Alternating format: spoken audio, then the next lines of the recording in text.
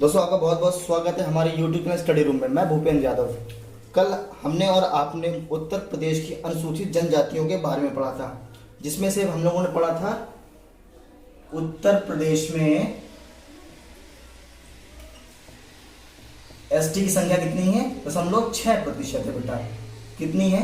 0.6% है। और फिर पढ़ा था हम लोगों ने कि वर्ष 2003 के बाद कितनी एसटी की बेटा जोड़ दिए गए थे? 10+2 जातियां हो गई थी। टोटल 12 जनजातियां उत्तर प्रदेश में पाई जाने लगी थी।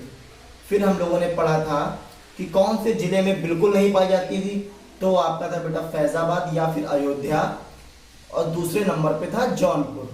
ठीक है।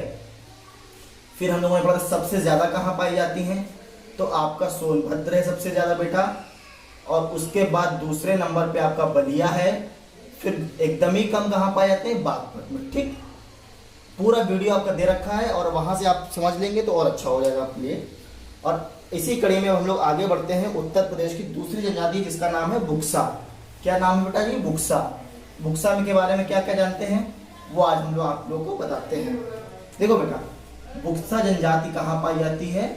बुक्सा जनजाति बिजनौर जिले में पाई जाती है। कहाँ पाई जाती है बेटा? बिजनौर में पाई जाती है। बिजनौर की खासियत क्या है?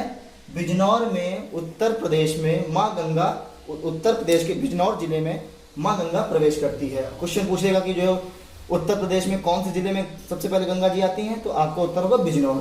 ठीक है। यहाँ कौन जनजाति पाई जाती है? बुक्सा जनजाति पाई जाती है। ये लोग पतवार राजपुताना वंश के हैं। ठीक, कुछ विद्वानों का मानना है कि ये लोग पतवार राजपुताना वंश के लोग हैं ये। ठीक बेटा, ये याद रखना। क्वेश्चन आएगा किस वंश के हैं ये लोग, तो पतवार राजपूत वंश के हैं। और कुछ का मानना है कि मराठों द्वारा भगाए जाने के बाद ये लोग यहाँ आए। मराठों के द्वारा भगाए जाने के मतलब आक्रमण होता है समय समय बेटा, तो वहां से लोग भगाए गए होंगे, तो ये आके बिजनौर जिले में अपने बस गए आके। और इनका बेटा मुख्य भोजन क्या है? इनका मुख्य भोजन आपका है मछली चावल। ये लोग मछली चावल खाते हैं। अब इनकी भाषा क्या है बेटा? इनकी भाषा अपनी तरह हिंदी, जैसे हम लोग हिंदी बोलते हैं, ये लोग भी हिंदी भाषा बोलते हैं। ठीक है। अब इनके वेशभूषा की बात करते हैं, तो इनकी जो नॉर्मल पहनावा है वो आपका है वही धोती है, पुरुषों की धोती है, और महिलाओं की आपकी जो है घाघरा है। ठीक बेटा, घाघरा जानते हैं ना आप लोग? घाघरा है इनका। और ये लोग जो है हिंदू रीति रिवाज को मानते हैं। ठीक है। और इनका जो है काशीपुर की चामुंडा देवी,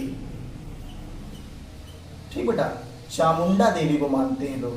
काशीपुर की चामुंडा देवी, ये इंपॉर्टेंट है, पढ़ लेना। कौन से भगवान को मानती हैं ये लोग? फेमस है लोग जो है, तो ये है काशीपुर की चामुंडा देवी को लोग मानते हैं। अब इसी कड़ी में आगे बढ़ते हैं। अब जो है इनकी जो है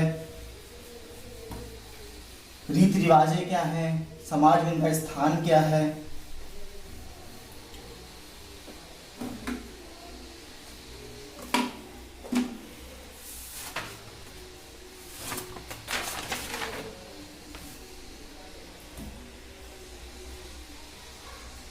ये लोग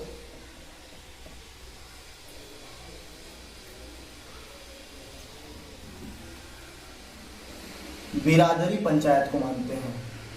बिरादरी पंचायत को मानते हैं।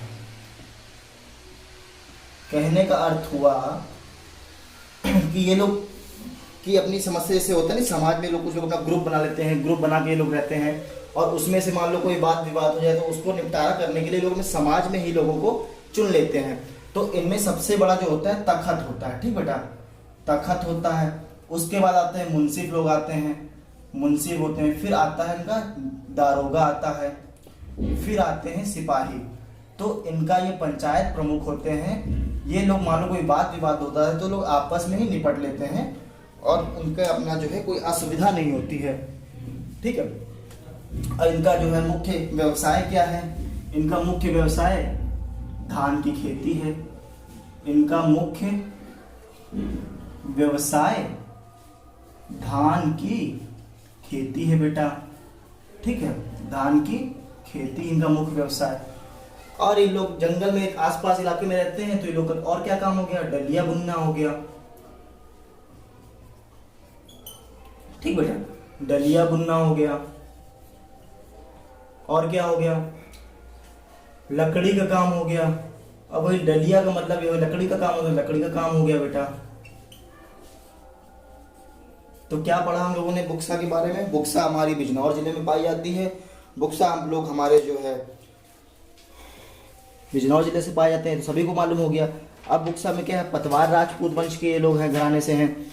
और इसके बारे में क्या पढ़ा हम लोगों ने, ये लोग जो है कहते हैं कुछ लोग कि ये लोग जो है भगाए गए हैं वहाँ से, मराठों के द्वारा भगाए गए, जाके बिजनौर में बसे हैं। ये लोग हिंदी भाषी होते हैं। उनका मुख्य भोजन सभी जानते हैं, मछली चावल होता है।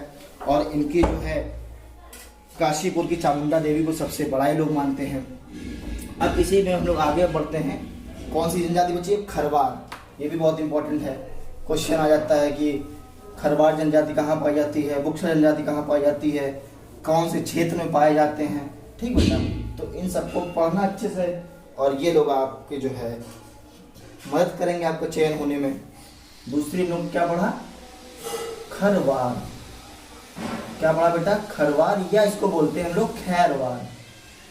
ठीक, अब ये कहाँ पाए जाते हैं? ये जो है पूर्वांचल जिले में पाए जाते हैं। पूर्वांचल वाला समझते हैं, जैसे ये अपना प्यारा सा उत्तर प्रदेश है। ठीक, तो इसका नॉर्थ होगा कुछ, इसका साउथ कुछ होगा, इसका वेस्ट होगा, इसका ईस्ट होगा। तो इधर वाले जो जिले हैं बेटा प्यारे प्यारे अपने, यहाँ पे पाए जाते हैं खरवार जनजाति। ठीक है, तो इनमें पूर्वांचल के जिले में कौन कौन से नाम आते हैं जहाँ ये पाए जाते हैं? तो सबसे पहले आपका हो गया देवरिया।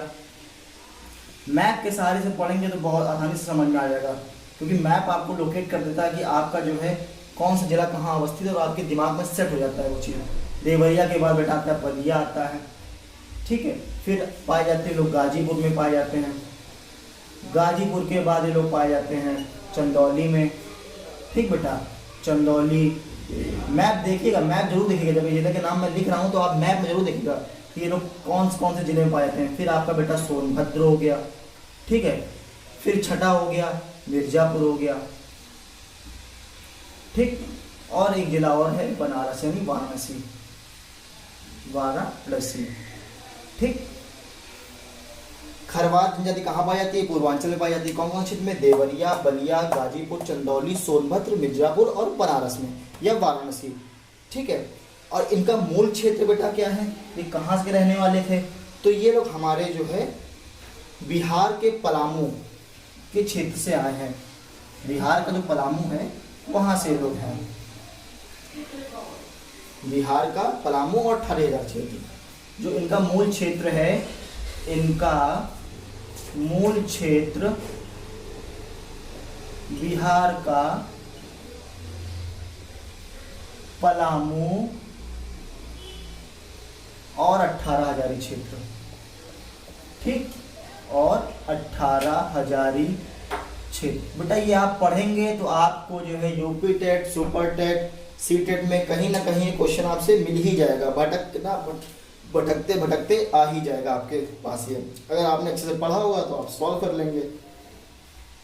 इनका तो ये उद्गम स्थान हो गया, मूल क्षेत्र हो गया। फिर दूसरा पॉइंट है इनके लिए, ये जो है आरंभ में शिकारी थे। कुछ लोगों का मानना है कि ये लोग आरंभ में शिकारी थे। ठीक, कुछ लोगों का मत है कि ये शिकारी थे, मतलब जो है जंगलों में रहते थे, जंगली जानवरों को शिकार करते थे, उनको मार के खाते थे। और कुछ लोगों का मानना है कि लोग कत्थे का काम करते थे। नहीं, जो पान में खाते हैं हम लोग, कत्थे का व्यापार करते थे। अब क्वेश्चन पूछ लेगा कि कौन सी जनजाति जो है कत्थे का व्यापार करती थी, तो आप तो पढ़ा होगा तो खरवार लगा देंगे, नहीं पढ़ा होगा तो जो है आप आए भाषा लिख के आएंगे। तो इसलिए पढ़ना बहुत जरूरी है। और फिर इन लोग का जो है, हाँ, तो खरवार जनजाति कहाँ पाई थी बेटा? देवरिया, बलिया, गाजीपुर, मिर्जापुर, चंदौली, सोनभद्र। ये लोग कहाँ, इनका मूल क्षेत्र क्या था? बिहार का पलामू था और 18 क्षेत्र था। आरंभ में ये लोग कौन थे? शिकारी थे। कौन सी लोग खेती करते थे? तो ये लोग खेती क्या करते थे? कत्थे की, सॉरी माफ करना, ये लोग जो है कत्थे का व्यापार करते थे। अब ये लोग जो हमारी तरह जो है, ये लोग होली का त्योहार मनाते हैं। होली का त्योहार मनाते हैं। और ये लोग के यहाँ जब बेटी होती है, इसको बोलते हैं जीवित पुत्रिका, तो ये लोग कर्मा नाम का त्योहार मनाते हैं, का आयोजन करते हैं। ठीक है, मतलब खुशी होती है, बेटी पैदा होती है इनके यहाँ, तो ये लोग कर्मा का आयोजन करते हैं। ठीक है बेटा, तो खरवार पढ़ लिया, थारू पढ़ लिया और हम लोगों ने बुक्सा पढ़ लिया। यही सब उत्तर प्रदेश की मुख्य जनजातियां हैं और इन्हीं से क्वेश्चन बन के आता है। अब नेक्स्ट क्लास में आपको हम यूपी पीसीएस या फिर सुपर टेट या फिर टेट में पाए गए पूछे जाने वाले क्वेश्चन के